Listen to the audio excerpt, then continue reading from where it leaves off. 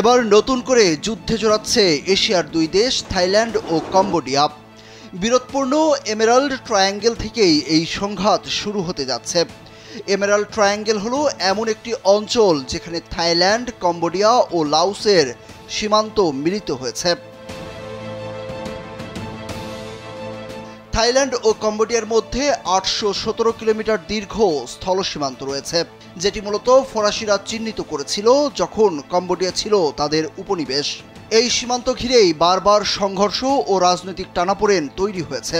এশিয়ার এই দুই দেশের সম্পর্ক গেল কয়েক দশক জুড়ে সহযোগিতা ও প্রতিদ্বন্দ্বিতার মধ্যে দোদুল্যমান ছিল।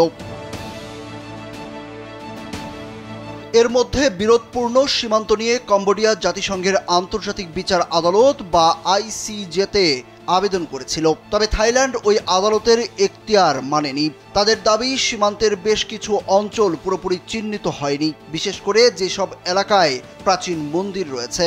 এ অবস্থায় ২০১১ সালে এই সীমান্তে অবস্থিত ১১শ শতাব্দীর প্রিভেহেয়ার মন্দির ঘিরে দুই দেশের সেনাদের মধ্যে ভয়াবহ সংঘর্ষ হয়েছিল। এতে অন্তত ২০ জন নিহত হন এবং উভয় দেশের হাজার হাজার মানুষ বাস্তুচ্যুত হয়েছিলেন। গেল মে মাসে বিরোধপূর্ণ এই এলাকায় হঠাৎ গোলাগুলির ঘটনা ঘটে। এতে এক কম্বোডিয়ান সেনা নিহত হন। এই সংঘর্ষের জন্য উভয় দেশ একে অপরকে দোষারোপ করে এবং নিজেদের পদক্ষেপকে আত্মরক্ষামূলক বলে দাবি করে। পরে উভয় দেশই সীমান্তে সেনা সংখ্যা বাড়ায় এবং শক্ত অবস্থান নেয়। থাইল্যান্ড সীমান্ত পয়েন্টগুলোর নিয়ন্ত্রণ জোরদার করে, পারাপারে নিষেধাজ্ঞা আরোপ করে এবং বিদ্যুৎ ও ইন্টারনেট সংযোগ বিচ্ছিন্ন করার হুমকি দেয়। জবাবে কম্বোডিয়া থাইল্যান্ড থেকে ফল, সবজি আমদানি এবং থাই সিনেমা ও টিভি নাটক নিষিদ্ধ করে।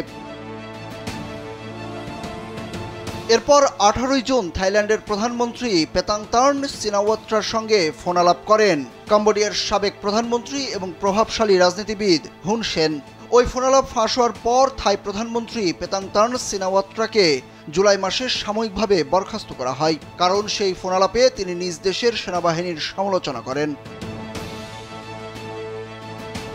এ অবস্থায় গেল ১৬ জুলাই ল্যান্ডমাইন বিস্ফোরণে থাইল্যান্ডের এক সেনা পা হারান এবং ২৪ জুলাই আরও ৫ সেনা আহত হন। এই ঘটনার পর দুই দেশ তাদের কূটনৈতিক স্টাফ প্রত্যাহার করে নেয়। ধারাবাহিক এই উত্তেজনায় দুই দেশের মধ্যে যুদ্ধ পরিস্থিতির সৃষ্টি হয়েছে। থাইল্যান্ডের সেনাবাহিনী কম্বোডিয়ার সেনাবাহিনীকে লক্ষ্য করে হামলা চালিয়েছে। পাশাপাশি থাইল্যান্ডের সীমান্ত প্রদেশ সুরিনের ফানোমডং রাক বিভাগের সব স্কুল বন্ধ করা হয়েছে।